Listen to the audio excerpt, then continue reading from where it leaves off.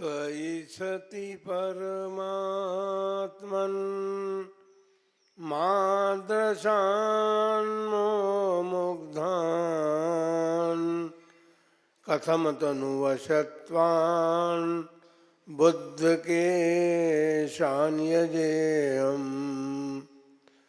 सुगतमगधरं वा वागधीशं शिवं वा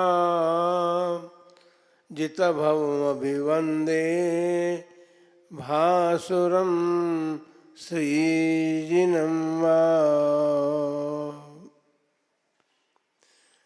1008 श्री महावीर भगवान की 20वीं सदी के प्रथमाचार्य चारित्र चक्रवर्ती आचार्य श्री शांति सागर जी महाराज की, परम पूज्य आचार्य श्री वीर सागर जी महाराज की, परम पूज्य आचार्य श्री शिव सागर जी महाराज की, परम पूज्य दीक्षा गुरुवर्य आचार्य श्री धर्म सागर जी महाराज की, परम पूज्य आचार्य श्री अजित सागर जी महाराज की, परम पूज्य शिक्षा गुरुवर्य आचार्य कल्प श्री सुध सागर जी महाराज जी की, श्रीमद् जैन धर्म की।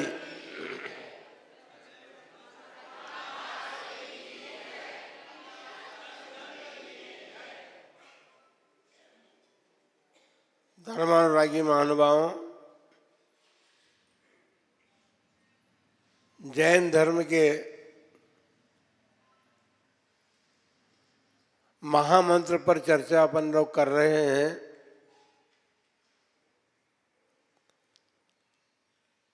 महामंत्र तो हमें प्राप्त हो गया,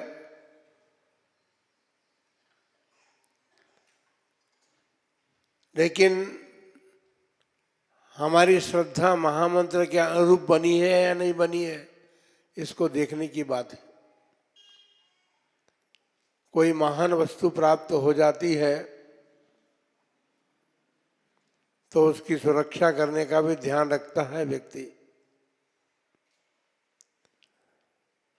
मन में आपके प्रश्न उपस्थित हो सकता है कि महाराज, महामंत्र तो शब्दों का, अक्षरों का समूह है, उसकी रक्षा करने की कहाँ बात उठती है? उस अक्षरों के समूह की रक्षा किस प्रकार करेंगे हम? बहुत सारे प्रश्न आज जैन समाज के सामने उपस्थित हो रहे हैं, जिनके कारण हमें सोचना पड़ता है। बहुत कुछ हमें जैन धर्म ने दिया है।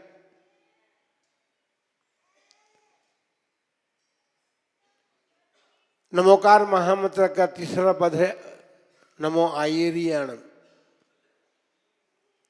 और मध्यवर्ती यह पद जो है वह अरहंत और सिद्ध को भी प्रकाशित करता है और उपाध्याय और सर्व साधु के पद को भी प्रकाशित करता है। आचार्य परमिष्ठी कैसे होते हैं, इस पर हमको गौर करना है। पंचाचारों का वर्णन हमारे शास्त्रों में आता है और वो पंचाचार 5 आचार हैं: दर्शनाचार, ज्ञानाचार, चारित्राचार, तपाचार और विद्याचार। ये उन 5 आचारों के नाम हैं। उनका वो स्वयं भी पालन करते हैं और जो उनकी शरण में आता है अपने आप को समर्पित कर देता है उनके चरणों में, उनसे दीक्षा की याचना करता है, उसके भी पंचाचार का पालन आचार्य परमिष्ठी करवाते हैं, मार्गदर्शन देते हैं।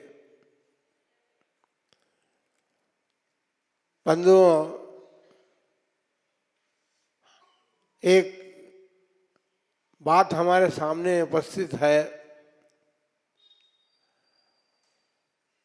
हम आचार्य परमेष्ठी की प्रेरणा प्राप्त करके अपने आत्मा का उद्धार करने की भावना से संयम धारण करते हैं, व्रत धारण करते हैं, नियम धारण करते हैं। ये हमारी श्रद्धा में बात अच्छी तरह बैठ जानी चाहिए कि जैन धर्म के 5 पदों में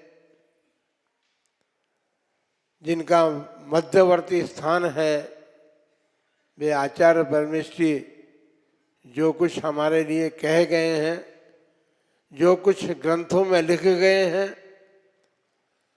उनका उद्देश्य मात्र यही था। उन्होंने तो अपने जीवन को उत्थान के मार्ग में लगा लिया था,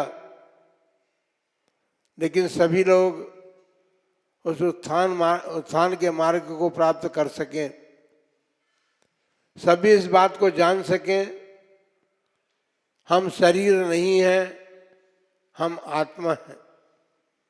हमारे भीतर ये भाव हो, मैं, जब हमारी आत्मा में आवाज़ उठे तो ये भाव हमारे भीतर होने चाहिए, मैं शरीर नहीं हूँ, आत्मा हूँ।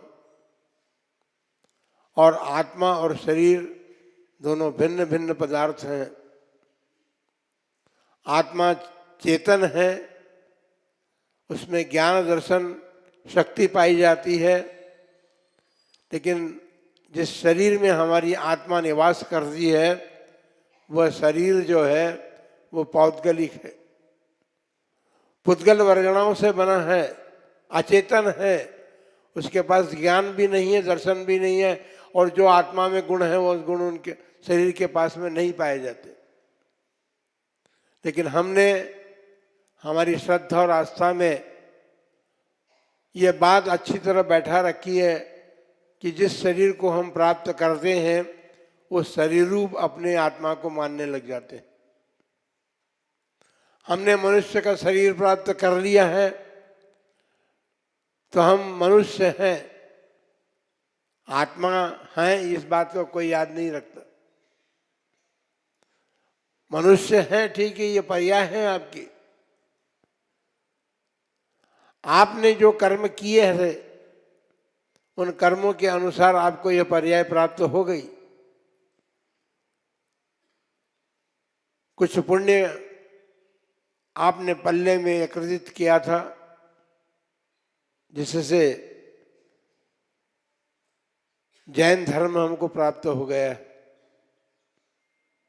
लेकिन अब इतनी अद्भुत और अलौकिक चीज की प्राप्ति हो जाने के बाद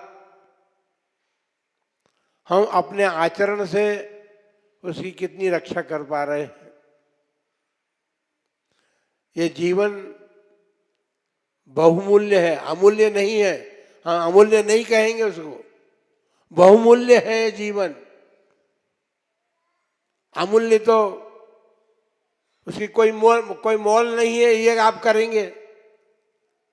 यही तो हो रहा है, हमने इस जीवन को अमूल्य मान लिया, और अमूल्य शब्द का अर्थ होता है जिसका कोई मूल्य नहीं है। बहुमूल्य शब्द का अर्थ तो अलग होता है। आपके घरों में जब रत्नों की राशि हो जाती, भगवान ऋषभदेव से लेकर भगवान महावीर पर्यंत जितने भी तीर्थंकर हुए हैं,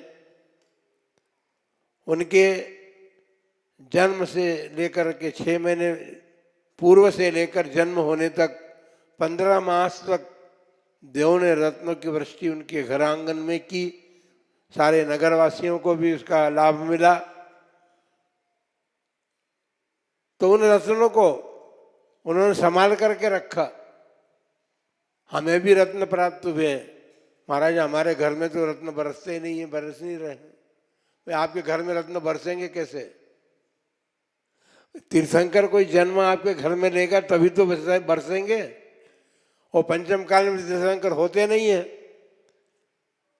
ये श्रद्धा तो आपके भीतर बैठ गई है कि पंचम काल है और पंचम काल में कोई तीर्थंकर अब जन्म नहीं लेते, इसलिए यहाँ देवगण रत्नों की वृष्टि करने नहीं आते। इस बात को तो आपने अच्छी तरह से बैठा लिया। लेकिन हमारे अनंत भगवान जो तीर्थंकर बन चुके थे, सिद्ध अवस्था को प्राप्त हो चुके हैं, अपने आत्मा आनंद में निरंतर उनको सुख की अनुभूति हो रही है, ऐसे अनंत भगवान ने हमें जो रत्न अपनी वाणी के द्वारा प्रदान किए हैं, उन रत्नों पर हमें कितनी श्रद्धा और आस्था है। इसलिए हमने बहुमूल्य मनुष्य जीवन को कहा है। वो बहुमूल्य इसलिए है कि वह जीवन प्राप्त होने के बाद व्यक्ति अपने जीवन के उत्थान की दिशा में बढ़ सकता है, बढ़ता है। धर्म में वह बात कही गई है जिससे हमारे जीवन का उत्थान हो सकता है। अभी आप सुन रहे थे ताले और चाबी की बात, बड़ी कर्णप्रिय लगी आपको कहानी। लेकिन हम देखें, हम चाबी का कार्य कर रहे हैं या हथौड़े का काम कर रहे हैं। हम भगवान की वाणी को श्रवण करके, उसका वाचन करके, गुरुमुख से सुन करके यदि अपने हृदय में उसे नहीं उतारते हैं, अपने जीवन को उत्थान की तरफ ले जाने का पुरुषार्थ नहीं करते हैं, तो हमारा ये जीवन, बहुमूल्य जीवन जो है वो व्यर्थ जा रहा है। उस व्यर्थता को रोकने का एक ही उपाय है कि हम भी अपने जीवन में उस धर्म को श्रवण करके अपने जीवन में व्रत, संयम, नियम जो हमारे भगवान ने हमारे लिए बताए हैं। हम ये नहीं कह रहे हैं आप सभी दीक्षित हो जाएं, सभी दीक्षित हो भी नहीं सकते और हम सबको दीक्षा दे भी नहीं सकते, क्योंकि सारी व्यवस्थाएं हमारे पास इतनी नहीं है कि यहाँ सभा में बैठे हुए सभी लोग खड़े हो जाएं कि हमको दीक्षा दीजिए। तो हमारे पास इतनी बड़ी व्यवस्था नहीं है। लेकिन आप श्रावक हैं, श्रावक के लिए भी तो धर्म में बताया गया है। आप यदि पूर्ण संयम धारण नहीं कर सकते हैं, महाव्रतों को धारण नहीं कर सकते, पंचाचार का पालन नहीं करने की सामर्थ्य अपने में पाते हैं, तो आप श्रावक धर्म का परिपालन करने के लिए अपने जीवन को तैयार कीजिए। पूर्णतया उसका पालन करने की तो बात, वो उत्कर्ष श्रावक तो हमारे मंच पर बैठे हुए हैं, वो श्रावक धर्म का पूर्णतया पालन करते हैं, अनुव्रतों का पालन कर रहे हैं, पूर्णतया अनुव्रतों का पालन कर रहे हैं। लेकिन आप में भी तो शक्ति और सामर्थ्य तो है कि आप अनुव्रतों का पालन कर सकते हैं। अपने श्रावक धर्म में जो कुछ बताया गया है उसे अपने जीवन में अपना करके हम स्वयं अपने जीवन को संस्कारित करें और हमारी अगली पीढ़ी, हमारी भावी पीढ़ी को संस्कारित करने का प्रयत्न और पुरुषार्थ करें। सब लोग आकर के महाराज से तो सब कहते हैं कि महाराज भावी पीढ़ी को तैयार करने के लिए कुछ कीजिए। अरे भावी पीढ़ी के लिए महाराज तैयार करने के लिए महाराज तैयार करेंगे? भावी पीढ़ी को तैयार करने के लिए तो उपदेश दिया जा सकता है, मार्ग बताया जा सकता है। उस मार्ग पर आप चल करके अपनी भावी पीढ़ी को स्वयं चलेंगे, क्योंकि आचार्य परमेष्ठी का ये कार्य है कि वे अपनी शरण में आए हुए व्यक्ति को उत्थान के मार्ग पर ले जाने का उपक्रम करें। लेकिन उसके पहले वे अपने जीवन को उसके अनुरूप बनाते हैं। वे स्वयं पंचाचार का परिपालन करते हैं, उन गुणों का परिपालन स्वयं करते हैं अपने जीवन में। उन गुणों को प्राप्त करने का प्रयत्न और पुरुषार्थ किया है उन्होंने, जिनके माध्यम से वो प्रेरणा बंद करके आप लोगों के जीवन को भी उन्नति के मार्ग पर ले जा सकते हैं, उन्नति का मार्ग बता सकते हैं। क्योंकि कोई किसी का कर्ता धर्ता नहीं है, हम हमारे में वो शक्ति और सामर्थ्य भी नहीं है। भगवान ने भी इसका निषेध किया है और वो कहते हैं हमेशा कोई किसी का कुछ नहीं कर सकता। हम मार्ग बता सकते हैं, मार्ग दे सकते हैं साधुजन, और आप उसका परिपालन करेंगे तो आप भी अपने जीवन को अच्छे से अच्छा बना सकते हैं। बंधुओं, एक बहुत बड़ी बाधा कहें या उपसर्ग कहें जैन समाज पर आ रहा है, पहले भी आया था।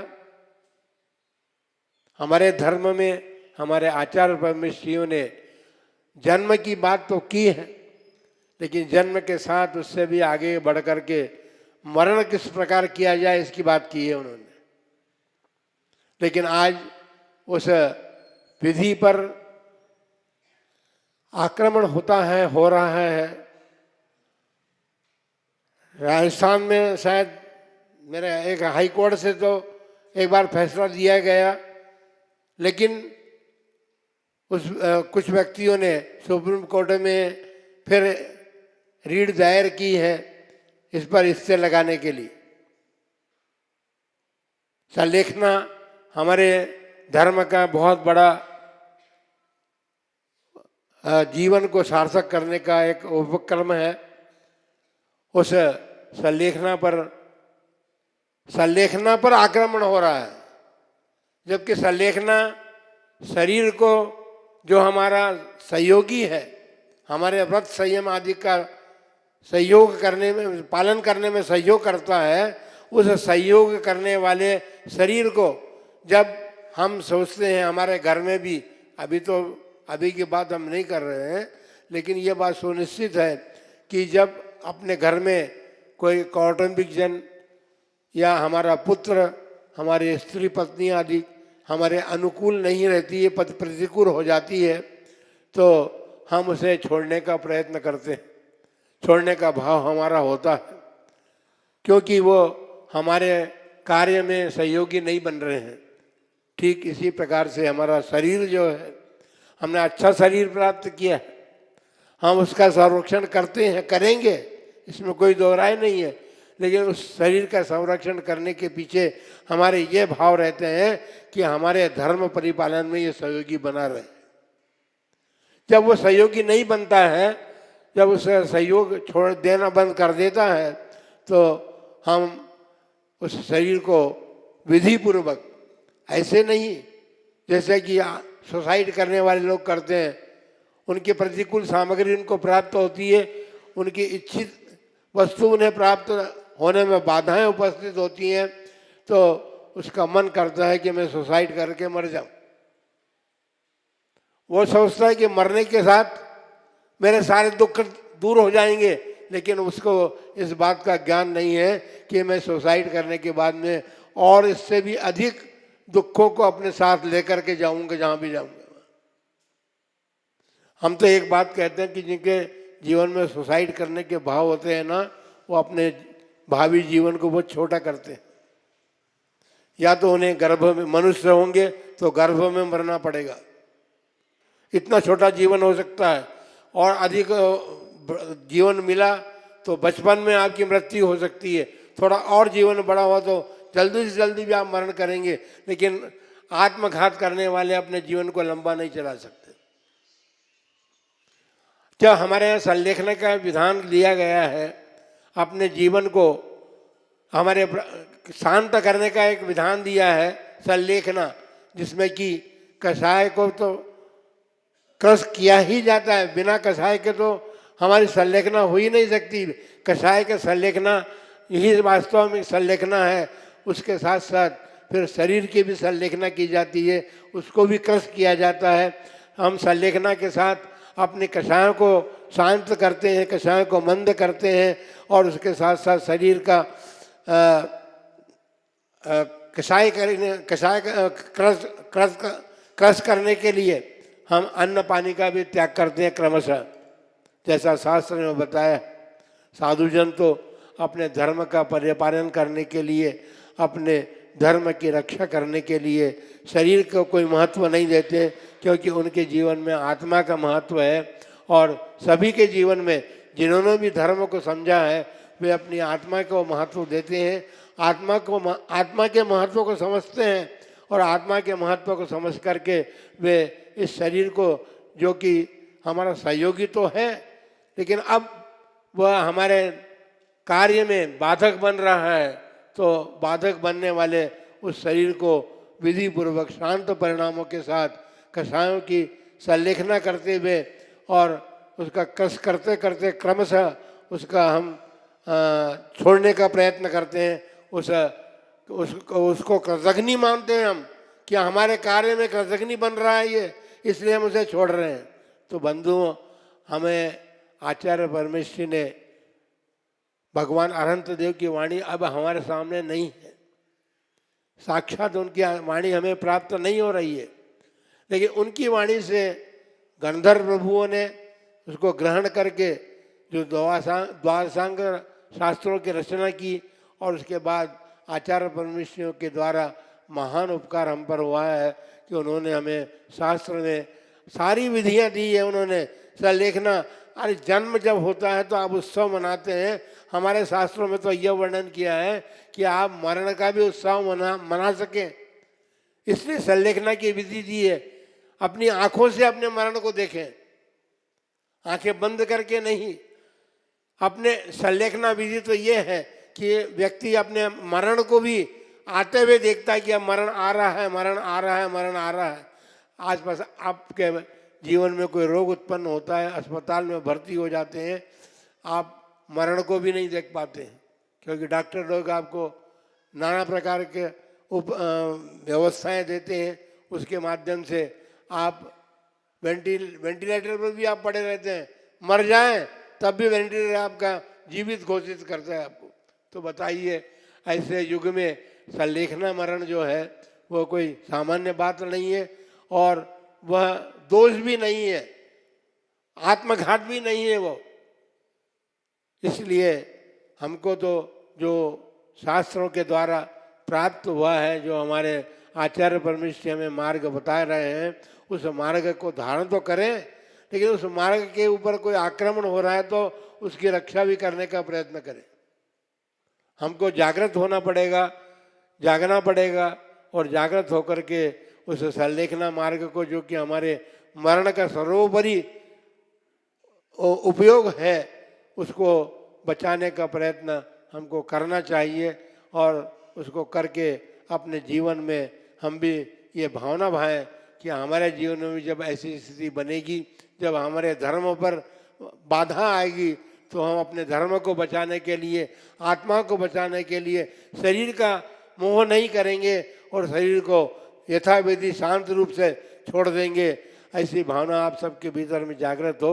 इन्हीं मंगलमय भावना के साथ जय बोलो महावीर भगवान की।